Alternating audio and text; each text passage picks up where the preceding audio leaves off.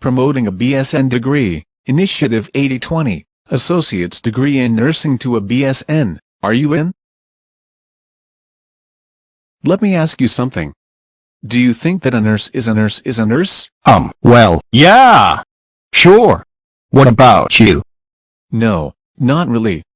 Allow me to tell you why. A nurse can be a licensed practical nurse, a registered nurse, a nurse practitioner. These nurses all have different levels of education that mirror their qualifications and expertise. So, did you know?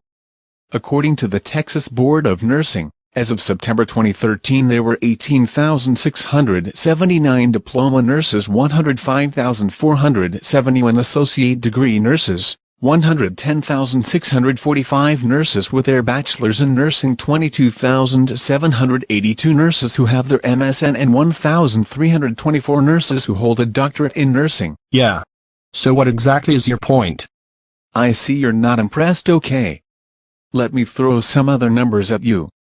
The average starting salary for a registered nurse with their associates is $22 per hour, about $45,000 per year. The average pay for a BSN nurse is $71,516, and that, my friend, is in the great state of Texas. The average pay for an advanced registered nurse practitioner is $83,099 per year. Impressed yet?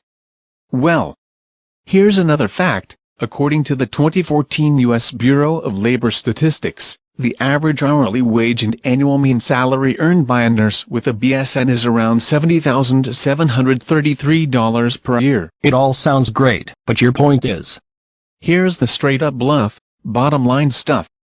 Texas ranks at the bottom of the U.S. in health outcomes and has the highest percentage of uninsured in the nation. Texas ranks 47th of 50 states in supply of primary care physicians, and 185 of the state's 254 counties are designated as medically underserved. Due to a projected population growth of the state, Texas is anticipated to have a critical shortage of RNs as the nursing workforce ages. The future of the nursing profession is critical to the future health of Texans. The Institute of Medicine, IOM, issued a report entitled The Future of Nursing, Leading Change, Advancing Health in 2011 that offered several recommendations. These recommendations collectively serve as a blueprint for improving the nursing profession. Recommendation 4. The IOM goal of 80% BSN by 2020. That sounds great, but why should I go back and get another degree? Would not encouraging nurses to go back to school help contribute to the nursing shortage? If everyone goes back to school to get their BSN, who is going to be at the bedside, taking care of the patients? How am I going to pay for a BSN? I heard that there are really long waiting lists to get into a BSN program. Some colleges even have a lottery system. Whoa, it sounds like you've thought about going back to school. Well, with the implementation of the Affordable Care Act, there will be an even greater shortage of primary care providers as a lot of nurses practicing today are reaching retirement age. Yeah, thousands of prospective undergraduate students are turned away because there are not enough nurses with graduate degrees who can function as faculty. But that could be alleviated if more nurses went on for their graduate degrees. There is data that shows that most ADN RNs who do obtain their BSN stay at the bedside, and healthcare today is geared towards preventative care, patient education, assisting patients to access community resources. Those kinds of competencies have been historically acquired at the BSN level. There are a number of hospitals that offer tuition assistance, or even will pay your tuition in full as long as you make a commitment to work there after graduation.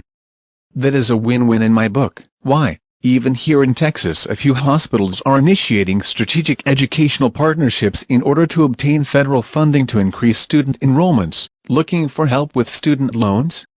Go to www.hrsa.gov/loanscholarships/index.html. It's a website managed by the U.S. Department of Health and Human Services. Hey, man, listen. I have to go back. My break is over. Yeah, cool. So, I'll have to ask you, Initiative 80/20 ADN to BSN, are you in? You sure answered my questions and gave me a lot of things to think about. By the way, where did you come up with all this stuff? Hey, just look at the credits at the end of this presentation.